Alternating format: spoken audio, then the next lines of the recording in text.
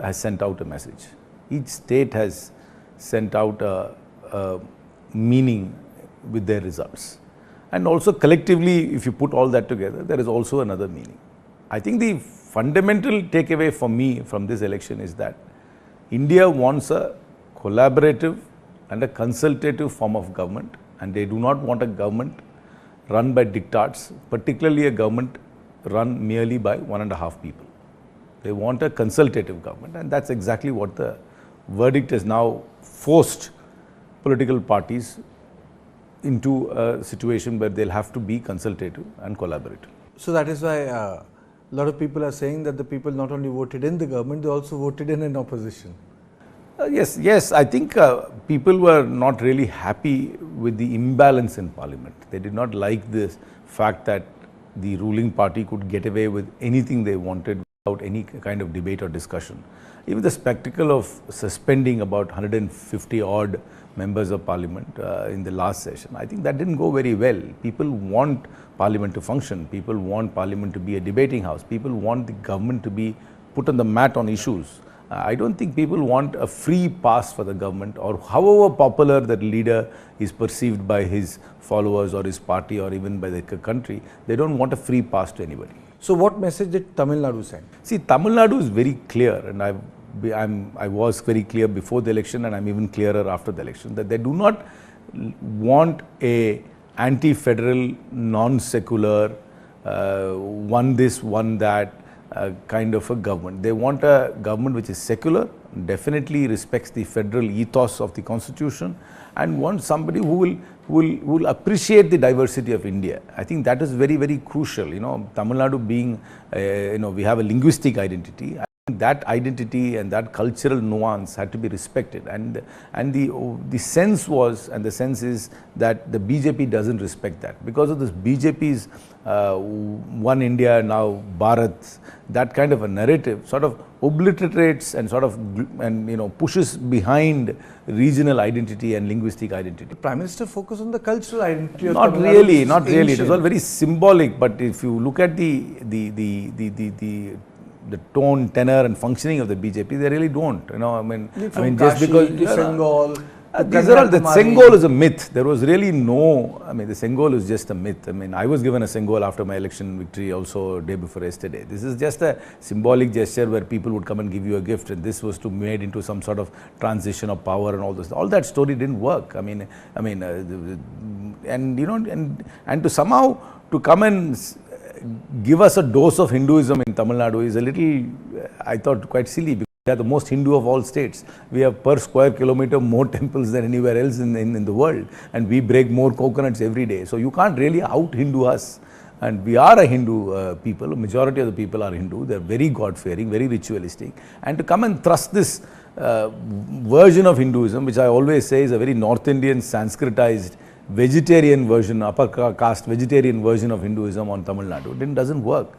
And also there are lots of little pinpricks in terms of language itself. While both Tamil and Sanskrit are classical languages, the amount allocated to Sanskrit is 10 times more than Tamil, which is a living, thriving, functioning language, as opposed to Sanskrit, which is not a spoken language. Even then, Bharatiya Janata Party has done pretty well. The vote share I think that's where you're misreading. You're just reading the headline. You're not going into the granular details. The Bharatiya Janata Party in Tamil Nadu had an alliance with many community-based parties or caste-based parties, and they put up candidates of those communities and castes in those places and on behalf of those parties who contested on a BJP symbol. For example, in my own constituency, the candidate contested on a BJP symbol, but he is not a member of the BJP. He runs a caste-based party, and he belongs to that community. And so there was a consolidation of caste and community in many pockets, and that's why the BJP got its vote. So this is not purely a BJP vote. If the BJP believes that this is their vote, they're mistaken, because the next time around, if they do not have an alliance with these community-based parties, the PMK for example, and they do not put candidates belonging to them of those communities, this vote will not come to them. So this is erroneous to say that this is BJP's vote. Okay, if I take you outside Tamil Nadu and talk about larger South politics, NDA vote share jumped by 4% in Kerala. Yes, definitely in Kerala they have jumped up and they have also won a historic first seat. I must concede that. Suresh Gopi is a versatile actor, is a well-known personality. He's been in the Rajya Sabha before. I know him personally. So, the force of his personality, the growth of the BJP could have perhaps yielded them that result. I'm not denying that. I never fight with statistics, but the fact is, yes, they have grown. They have, while the electoral results in the assembly in Karnataka was not in their favor, they have been able to reverse that. But that was reasonably obvious to many of us who have worked in Karnataka to understand, because people were planning to do a split voting, one way for the assembly and another way for the parliament, and that's a choice which people are making in many places. But even in Andhra Pradesh, they have a step in now, as a very junior partner. Andhra Pradesh, they're riding on the coattails of a very seasoned political party like TDP, and then a very aggressively new political party, which is the Jan Sena of Pawan Kalyan. So it's really not a BJP vote. Yes, they through tactical alliances, they're making their presence felt, and through communal alliances in Tamil Nadu, they've been able to show some vote, but it's not their vote. In Tamil Nadu, I will not accept it's their vote. Telangana, yes, this seems to be the pattern going forward, that one regional party is sort of subdued and subsumed, and then the BJP sort of steps into that place. While the Congress is the principal political party there, the TRS or the BRS, however they call themselves, has been completely pushed to the background, and the BJP is sort of stepping into that place. And that seemed to have been the path they have taken in Orissa as well, or the path they are taking in Bengal, where the left has been pushed back and they are pushing it. This seems to be the path for the BJP. They have tried that in Tamil Nadu. They tried that with the ADMK, but the ADMK firmly stood its ground and sort of retained its identity. Karti, in retrospect, how do you look at the North-South controversy which started at the beginning of the election? The South Chief Minister started to protest. I think that controversy still needs to be settled, because the share of revenue we are getting is not fair. And I think there will be, and if this government is formed, the new NDA government is formed, and particularly with Chandrababu Naidu supporting that government, I think that imbalance can get corrected, and there is imbalance. And that was a campaign issue. It was definitely a campaign issue in my constituency. Is it still an issue? Yes, it is still an issue. I don't think it's been corrected in the last 2 months. It will be, and I think that the fact that the TDP will be part of the government will bring some sort of balance, because Mr. Chandrababu Naidu has been part of the United Front government, and he's always been a votary of state rights. He's definitely a federalist at heart, and so he will, I'm sure that he will bring some sort of temperance to this whole exercise going forward. So before I move away the discussion from Tamil Nadu, why did Modi fail in your state? See, there are many reasons why Modi. Principally because of this one that thrust on the people of Tamil Nadu. I think they do not believe that BJP and Mr. Modi truly appreciate and allow the identity, the linguistic and the cultural identity of Tamil Nadu to thrive. They think it's kind of whenever they try to adopt these symbolic gestures, people think it's not sincere. It's not sincere. It's not a sincere effort to appreciate it. It's sort of an electoral seasonal reach out, and not a genuine reach out at all times. So are you saying there's a cultural disconnect? There is a cultural disconnect between the BJP and Tamil Nadu. The BJP, in my opinion, doesn't understand Tamil Nadu well. There are many. I'm not going to be the consultant for the BJP to tell them how to correct course. But there are many reasons why they don't get Tamil Nadu right. So that is why Modi didn't get it right. I don't think I don't think it's just about Mr. Modi. I think BJP as a political party, because the way it is structured and way it is sort of rooted in certain of their core beliefs, it disallows them to understand and appreciate Tamil Nadu properly. How do you look at the performance of Akhilesh Yadav in Uttar Pradesh? I think remarkable. I think it's remarkable. I mean, I only have second-hand information of what was happening there, but I think it's remarkable. I mean, I think he's tapped into some chord of great discontent there and has capitalized on it. And it's very telling that while the centrality of the BJP's 2024 campaign was the consecration of the temple in Ayodhya, it is very telling that they have lost the seat where Ayodhya is part of. I mean, I think it's some sort of divine message from Lord Ram that they would lose this seat, because they were, it was their cornerstone of their campaign, that they have somehow, it was not only a matter of pride, it was a historical correction, and it was something which nobody could implement in 500 years. I mean, they gave it a gargantuan importance, and they lose that seat. So that's very, very telling. I think the people of India, I think democracy is a funny business, and it has a unique way of teaching lessons to people in a very quiet and in a polite way, and they've taught this lesson. I think they've taught this lesson. However mighty you might be, however big a story you might weave, I mean, all it takes is one finger to sort of bring you down to earth. I think a lot of people were surprised in Uttar Pradesh of very poor win margins of BJP candidates. Yes, I even noticed that the margin of the Prime Minister, who's larger than life, who's the face of the political party, face of the government in his own seat, his margin, if you look at it, the last 3 elections has come down. Funnily, his margin in Varanasi is a little, I think it's about 50,000 votes lower than my margin in Sivaganga. But if you broadly look at the alliances, one thing is very telling, yes, Akhilesh Yadav has done a fantastic job in Uttar Pradesh. It's a comeback for him after being defeated in Panchayat election, assembly elections, elections for the position of MLC. It's a comeback for him. In India, Congress is 40% of the alliance, and in N.D.A, BJP is 80% of the alliance. BJP in last so many years has become a dominant party. It remains a dominant party. You are 99 and they're 240. See, their style is to have alliance and then to do an Operation Lotus on their alliance partners and to subsume that party into theirs. They have done an Operation Lotus on the TDP before.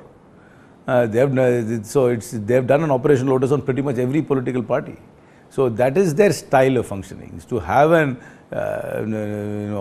sort of a coalition with the political party and then to subsume them. And I think the ADMK realized that. I think it's anybody who's going to be on the table with the BJP will not be able to retain their identity over a period of time and will have to sort of be submerged with them. It's going to happen to Mr. Shinde very, very quickly in Maharashtra. Do you think that Prime Minister Modi can run a coalition? See, he has no experience running a coalition. He's been used to running a single party absolute majority assembly, and he's been be it as the Chief Minister of Gujarat for many years and as Prime Minister for 10 years. He's never had to face a significant opposition. He's never had to face, he never had to manage a coalition. He never had to consult anybody. I mean, to take a decision as big as demonetization, he didn't even have to consult his finance minister of the day. He didn't have to consult his agriculture minister before he withdrew the farm laws. I mean, it's a 1.5-man government. That's the best description I can give for this government. And this government suddenly now to sit around the table and to seek opinions and to seek counter views and sometimes sort of make compromises is not, it's not part of his. Like K.C. Tyagi has said that the government should rethink Agniveer. Yeah, possibly. See, it's a very crucial difference. I mean, I know people say that Vajpayee ran a coalition government, but Mr. Vajpayee and Mr. Modi are two different personalities. Vajpayee was came through many years of being a seasoned parliamentarian in opposition, was a consensus builder, and then built a coalition and then came into government. Mr. Modi came in running on his own horse with his own cavalry and did not have any support caste. And now he has to have two palanquin bearers to sit in his throne. If we look at the victory of the Congress, the pluses are there and the minuses are there. The pluses are the number. 99 is a very good number. The party has arrived. In next election, it can hope to get number in triple digits, and it becomes easy for the Congress to stitch coalition if it wants to come to power, like in 2004. But it also has dark spots. 1 seat in Gujarat, no seat in Madhya Pradesh, 1 seat in Chhattisgarh, 1 seat in Orissa. If you from Kutch to the Bay of Bengal, it's a saffron hue. I agree, completely agree. I can't fight with that narrative you are given but as I've always said, Indian elections are like tennis matches. Each set is different from other set, and you need to focus on what's happening in each set. So there has to be a strategy for Gujarat, there has to be a strategy for Madhya Pradesh, Chhattisgarh and Orissa, all separately, and there has to be localized leadership and solutions which can overcome this. I mean, I don't have the expertise or the experience to give solutions to these states, because I understand Tamil Nadu better than anything else, but I don't have solutions for this. But the solutions need to come from the party leadership there in those states, and then the narrative needs to be set there. But it is worrying that you can't have this whole belt from the east to west where we simply have very minimal or no presence. We can't. Were you surprised by the revival of the Congress in Maharashtra becoming the single? No, Maharashtra was, I think what happened is that the fact that the BJP did this operation to split two regional parties did not go very well with the people. See, in India, I have noticed in politics one thing. People do not mind if you defeat your opponent, but they really don't like it when you humiliate your opponent. And that's part of our dharma. I mean, I know the BJP talks about dharma all the time. There used to be dharma in war. You don't do certain things even in war. And, splitting political parties, using really underhand means in splitting political parties, and then co-opting people who you have sort of opposed and dissed all this while. I don't think that went very well. I mean, the fact that he split the NCP and he split the Shiv Sena, I don't think people like that, and Maharashtra, I think, reacted to that. And the feedback we were getting right from the beginning is that these numbers will hold, what we've got now, 30 odd seats, the coalition will get the 30 odd seats. Your party has done well in rural areas. SC seats have gone to you, perhaps because of the constitution controversy. But your urban voters have remained static. They are not growing in a society which is urbanizing rapidly. I agree with that. And more Indians will be living in urban spaces. How long Congress party can be dependent just on rural votes? And I am not prioritizing one above the other. I understand that. You see, in 2004 and 9 when we won, in 2009 when we won, barring Bangalore, I think we won in every urban seat in India. And it's very important to win urban You don't have a seat in Delhi. We don't have a seat in Delhi. But Bombay has been a revelation this time. We've won some seats in Bombay. Tamil Nadu, we have won all 3 seats in Chennai. I'm sure. So in Bengal, of course, we were really not in the race at all. But yes, it is worrying. We can't have an absence in urban areas. Aspirational India needs to be reached out to. In India, the first time movers to cities need to be wooed. And I always believe that there has to be a specific urban agenda within political parties itself. You can't have one, because a lot of what we sometimes say is very rural focus, and we don't really address urban issues. We don't address middle class aspirational issues.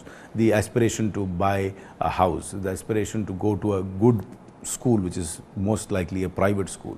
To spend money. Yeah, so those kind of, I don't think that Congress is against consumerism or Congress is against the free market. After all, we are the party, the natural party of liberalization.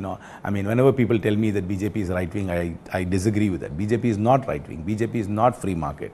BJP doesn't believe in individual liberty. BJP is merely Ayatollah Hindutva. That's what it is. So whenever people tell me BJP Ayatollah Hindutva. They are Ayatollah Hindutva. That's what they are. What is Ayatollah Hindutva? Ayatollah Hindutva, like, to try to give rules, this collective about everything, give rules about behavior, what is acceptable, what is not acceptable. The super state, which will always moral police you, will tell you what to eat, what to wear, what is acceptable behavior. That is the interference. So they are not right wing at all. Right wing believes in complete individual liberty and free market. And the BJP is nothing but that. They believe in oligarchs. They believe in monopolies. They believe in state intervention. They believe in doling out favor. They are not free market at all. Just because the stock market goes up and down, that's not market. There's a bigger market outside the stock market, and the BJP is not market friendly. The BJP is not free enterprise, and definitely BJP is not pro-liberty. Since your party has decided to stay out, now the news is out that you'll play a role of the opposition. What do you think Congress should be doing? What should be the focus? Because now... No, I think we should put the government to test on every issue, and we must make sure there is transparency. There is accountability, and there must not be this reign of terror and fear which has been running around in India. You are a journalist. Whenever you talk to any politician, you don't make a call anymore. You're talking on WhatsApp or on FaceTime. Why should we have that kind of an atmosphere in this country? Because we always believe that somebody is snooping in. No politician talks to another politician on an open telephone line anymore. No journalist talks to a politician on an open telephone line anymore. You always are using an app or some sort of encrypted app. Why is that happening? That is not how it happened. Your father was a senior journalist. He was also in politics. He knew many politicians. Did he ever have to do this cloak and dagger all the time in reaching out to politicians? Why is there this sense of fear? That sense of fear has happened because of the way this government has taken over institutions and how it goes after people, be it people of civil society or the political space. That fear needs to go. And then we need to also to put the government to check. There are many decisions of the government which I believe are completely directed towards the benefit of very, very narrow interest groups, and those need to be exposed, they need to be questioned, and I think they will be questioned in this parliament. Can you suggest one? You see, you know how it is. There is the agency, their favorite agency raids a company. Immediately after the raid, that company is sold to the company which is always favored by them. There are many instances like that. There are many policies in which they keep changing this. Even the government will oppose a policy, even on the spectrum policy. They have come up with a new thing where they don't want to have auction for spectrum anymore. They want to have they want to give it to whoever they want to at what price. There's many things like that, and there is concentration of economic wealth is happening in the hands of a few, and that is telling. And the economic distress for the common man is also a big concern for the people. Thank you so much, Karti, for joining us. Thank you. Thank you. Thank you.